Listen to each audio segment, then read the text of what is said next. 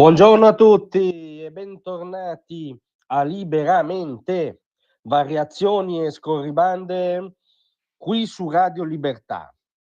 Allora, stamattina vorrei entrare in quello che è un dettaglio oggi di fronte al dramma che si aggiorna di minuto in minuto della guerra in Medio Oriente, che è, ricordiamolo, una guerra di difesa dello Stato degli ebrei dalla minaccia atomica iraniana, cioè della teocrazia islamista iraniana, minaccia che va ben al di là di Israele, quindi tecnicamente Israele sta combattendo anche per altri, anche per noi, ed è guerra di liberazione del popolo iraniano da una delle dittature più oscurantiste, opprimenti e criminali del pianeta.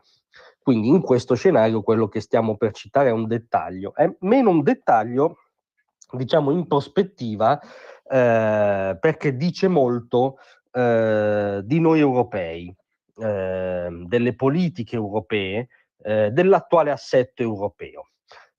Ci riferiamo a un post del presidente Donald Trump, che come sapete è rientrato in anticipo dal G7 in Canada perché è il momento internazionale lievemente incendiario e forse è meglio che il presidente degli Stati Uniti stia nella Situation Room che in Canada a firmare documenti spesso esclusivamente burocratici. Leggiamo il post però.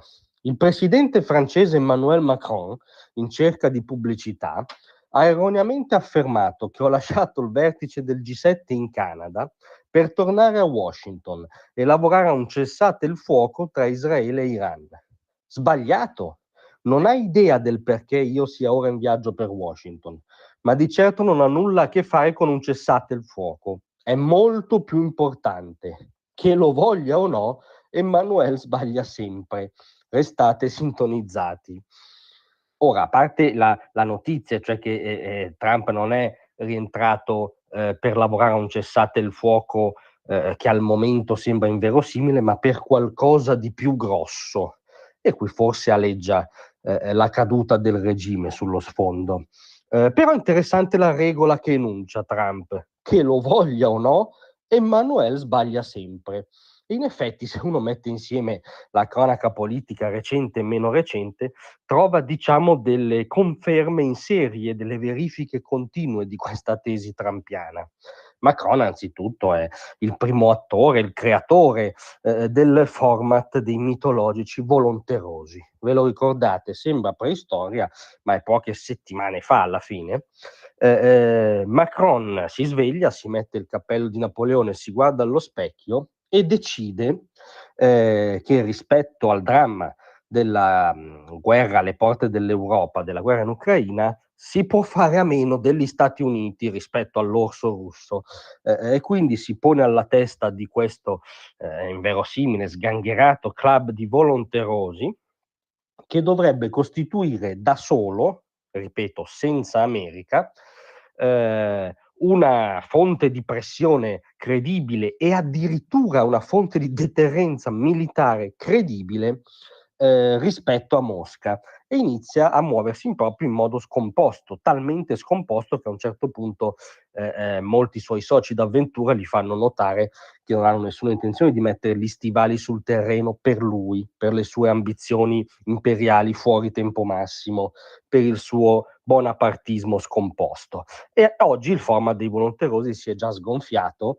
e se è vero che lo schema trampiano avanza a fatica in Ucraina, è verissimo che i volonterosi non hanno mai messo un'alternativa minimamente percorribile sul tavolo. E poi c'è stata la scena collegata all'abbaglio dei volonterosi di San Pietro. Ve lo ricordate l'imbarazzante tentativo di Macron di imbucarsi con una terza sedia nel faccia a faccia Trump-Zelensky sotto la volta di San Pietro, che comunque vada rimarrà un'immagine iconica, un momento di svolta della storia.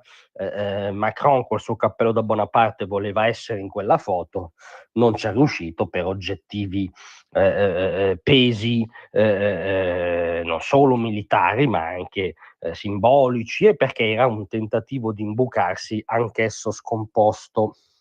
recentemente, adesso fa finta di niente, fischietta perché diciamo non può prendere espressamente le parti degli ayatollah, e anzi ha detto che collaborerà con Israele, ma recentemente Macron ha detto che era un dovere morale e anche un'esigenza politica riconoscere lo Stato di Palestina, quindi oggi riconoscere Hamas, perché oggi l'unico attore politico che ha in mano il pallino del governo sui palestinesi a Gaza si chiama Hamas.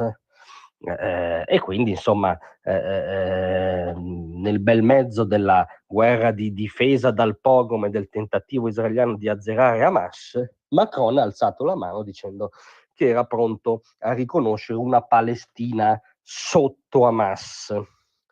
Ancora recentemente l'OPA sempre un tantino, ha una grossa stima di sé Macron, del suo paese, diciamo.